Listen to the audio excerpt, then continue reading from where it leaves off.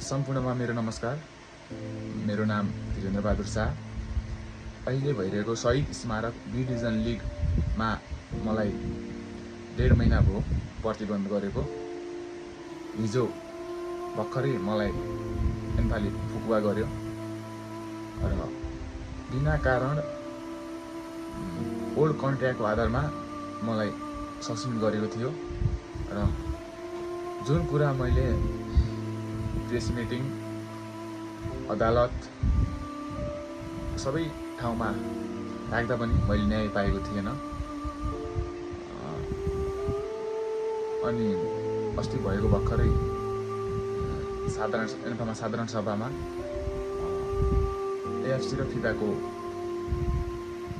उपस्थितिका कारण मैले न्याय पाएँ र म अहिले ब्याक पनि भएँ र हिजो भएको गेममा मैले गोल पनि गरेँ र टिमलाई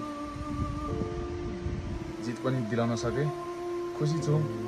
यस्तै साथ सपोर्ट माया दिइराख्नु होला भन्ने आशा छ र एक दिन म नेपालबाट खेल्न चाहेको छु।